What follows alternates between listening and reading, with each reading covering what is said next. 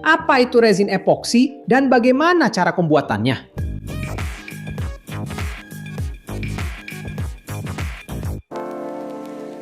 Halo para pecinta teknik, apakah Anda pernah terkagum-kagum dengan meja kayu yang memiliki sungai resin mengkilap, lantai dengan finishing seperti cermin, atau bahkan pernah memperbaiki sesuatu dengan lem yang sangat kuat?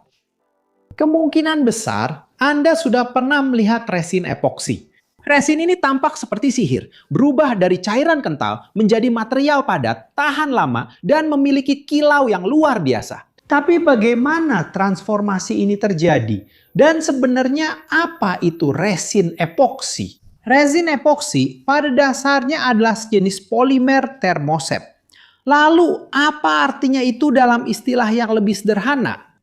Bayangkan, resin epoksi seperti plastik khusus, berbeda dengan beberapa plastik yang bisa dilelehkan dan dibentuk ulang berkali-kali, seperti botol PET yang bersifat termoplastik. Resin epoksi setelah mengalami curing, yaitu mengeras, tidak bisa lagi dilelehkan atau diubah bentuknya. Karena panas, resin ini menjadi material yang secara permanen kaku dan kuat. Ciri utama dari resin epoksi adalah biasanya terdiri dari dua komponen cair yang terpisah, yang ketika dicampur dengan perbandingan yang tepat akan bereaksi secara kimia dan mengeras melalui reaksi tersebut, yang kita sebut sebagai proses curing atau pengerasan. Inilah yang memberikan sifat-sifat luar biasa pada resin ini, seperti kekuatan, ketahanan, daya tahan, dan daya retat. Namun, untuk memahami bagaimana resin ini bekerja, kita perlu tahu terbuat dari apa resin tersebut.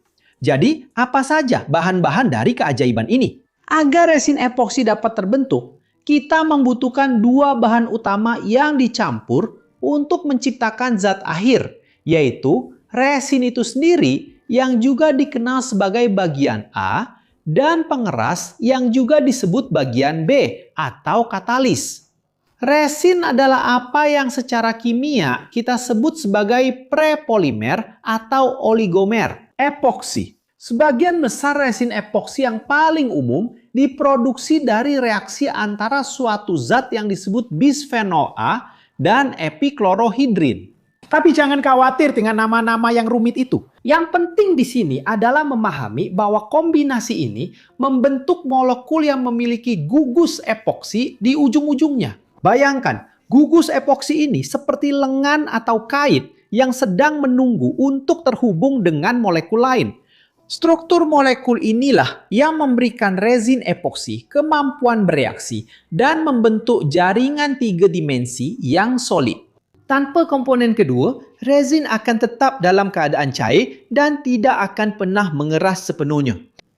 Tapi jika resin sendiri tidak mengeras, apa yang membuatnya menjadi begitu kuat? Disinilah komponen kedua yang sangat penting masuk, yaitu pengeras atau katalisator bagian B. Inilah agen yang akan mengaktifkan resin dan membuatnya mengeras. Pengeras yang paling umum untuk resin epoksi adalah senyawa kimia yang dikenal sebagai poliamide atau anhidride. Fungsi dari zat-zat ini adalah bereaksi dengan gugus epoksi yang ada pada resin. Bayangkan, resin memiliki banyak kait dan pengeras memiliki banyak cincin kecil yang pas untuk dikaitkan. Ketika Anda mencampur keduanya dalam proporsi yang tepat, kait dan cincin kecil itu mulai saling terkait, membentuk jaringan molekul yang kompleks dan saling terkait. Jaringan inilah yang memberikan kekakuan, ketahanan kimia, dan kekuatan mekanik pada material yang sudah mengeras. Perbandingan campuran antara resin dan pengeras benar-benar sangat penting. Jika Anda menambahkan terlalu banyak salah satu dan terlalu sedikit yang lain, reaksi pengerasan tidak akan terjadi. Dan resin bisa menjadi lengket, lunak, dan tidak mencapai kekuatan maksimalnya. Lalu, bagaimana dua cairan ini bisa berubah menjadi material yang begitu padat dan tahan lama? Proses pengerasan resin epoksi adalah reaksi kimia yang menarik. Disebut polimerisasi, khususnya polimerisasi adisi, atau dalam beberapa kasus, polimerisasi pembukaan cincin. Ketika resin atau bagian A dan pengeras atau bagian B dicampur, molekul-molekul pengeras mulai menyerang cincin epoksi dari molekul-molekul resin. Hal ini membuka cincin-cincin tersebut dan memungkinkan terbentuknya ikatan kimia baru. Ikatan-ikatan ini tidaklah sederhana, tetapi membentuk jaringan 3 dimensi yang kompleks, seperti jaring laba-laba yang sangat kuat, yang saling terkait ke segala arah. Inilah alasan mengapa resin epoksi yang sudah mengeras menjadi sangat kaku dan kuat. Selama reaksi ini, terjadi sesuatu yang sangat penting, yaitu pelepasan panas. Proses ini bersifat eksotermik, artinya melepaskan energi dalam bentuk panas. Kamu bahkan bisa merasakan wadah campurannya menjadi hangat. Itulah sebabnya, jika kamu mencampur resin dalam jumlah besar, resin tersebut bisa menjadi terlalu panas dan mengeras sangat cepat. Terkadang bahkan sampai berbuih atau retak. Waktu pengerasan, yaitu waktu yang dibutuhkan agar resin mencapai kekerasan dan sifat akhirnya. Bisa bervariasi dari beberapa menit hingga beberapa jam, tergantung pada jenis resin dan pengeras yang digunakan, suhu ruangan, dan jumlah yang dicampur. Setelah jaringan 3 dimensi ini terbentuk sepenuhnya, resin sudah mengeras dan tidak bisa dikembalikan ke bentuk semula. Di mana tepatnya kita menemukan resin epoksi dalam kehidupan sehari-hari? Apa saja aplikasi utamanya?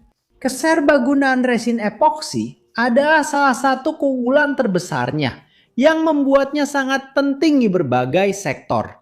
Salah satu aplikasi yang paling terlihat dan menarik secara estetika adalah dalam pembuatan karya seni dan benda dekoratif. Seperti meja revertable yang terkenal, perhiasan, serta pelapis untuk countertop dan lantai. Kemampuannya untuk diberi pigmen dan mengenkapsulasi objek membuka dunia kemungkinan kreatif. Namun, penggunaannya jauh melampaui aspek estetika. Dalam industri konstruksi, resin epoksi digunakan sebagai perekat untuk beton, mortar, dan pelapis lantai industri maupun residential, menawarkan ketahanan tinggi, tahan abrasi, bahan kimia, dan benturan. Pikirkan tentang garasi, pabrik, dan rumah sakit. Banyak tempat seperti itu menggunakan lantai epoksi karena daya tahannya dan kemudahan dalam membersihkannya. Resin epoksi juga sangat penting dalam pembuatan material komposit seperti serat karbon dan serat kaca. Berfungsi sebagai lem yang merekatkan dan mengeraskan serat-serat tersebut untuk membentuk bagian-bagian yang ringan namun sangat kuat yang digunakan pada pesawat terbang, mobil balap, kapal, dan peralatan olahraga. Dalam bidang elektronik, resin epoksi digunakan untuk mengenkapsulasi komponen-komponen sensitif, melindungi mereka dari kelembapan, debu, dan benturan mekanis sehingga memastikan daya tahan papan sirkuit dan perangkat lainnya. Selain itu, resin epoksi juga merupakan perekat struktural yang kuat, mampu merekatkan berbagai material dengan kekuatan yang luar biasa. Resin epoksi juga digunakan dalam perbaikan otomotif, sektor penerbangan, dan bahkan pada proyek-proyek rumah tangga. Dengan material yang begitu serbaguna dan kuat, apakah menggunakan resin epoksi itu aman dan mudah? Meskipun resin epoksi adalah material yang luar biasa, sangat penting untuk menggunakannya dengan hati-hati dan mengikuti rekomendasi dari produsen. Karena merupakan zat kimia dalam bentuk cair, resin ini dapat menyebabkan iritasi pada kulit, mata, dan saluran pernapasan. Oleh karena itu, penggunaan APD sangat penting.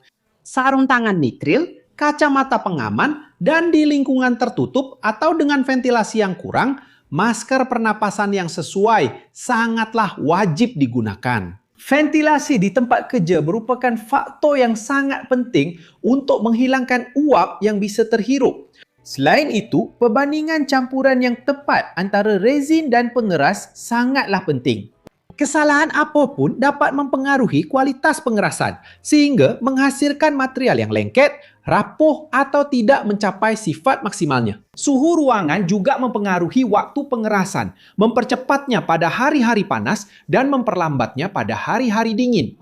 Oleh karena itu, selalu periksa lembar data teknis produk dan petunjuk dari produsen untuk memastikan pekerjaan yang aman dengan hasil yang diharapkan. Jika Anda sudah sampai di sini dan menyukai videonya, jangan lupa untuk berlangganan. Jika belum berlangganan, beri like dan aktifkan lonceng notifikasinya.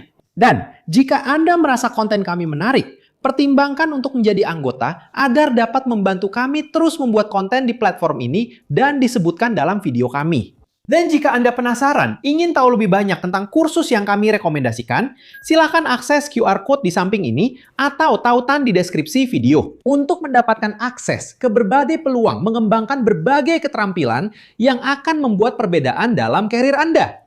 Jadi, apakah Anda sudah pernah punya salah satunya? Pernah punya pengalaman dengan resin epoksi? Pernah membuat sesuatu yang luar biasa? Atau pernah menemukan resin ini di produk yang tidak Anda duga? Aplikasi resin epoksi mana yang paling mengejutkan Anda? Tulis di kolom komentar, karena saya ingin tahu. Di samping sini ada 2 pilihan video menarik yang harus Anda tonton untuk menambah pengetahuan dan memuaskan rasa ingin tahu Anda. Dan jika Anda ingin mendukung kami, silakan beri like, subscribe channel ini, aktifkan lonceng notifikasi, dan pertimbangkan untuk menjadi anggota channel ini. Itu saja para pecinta teknik, salam hangat dan sampai jumpa di video berikutnya.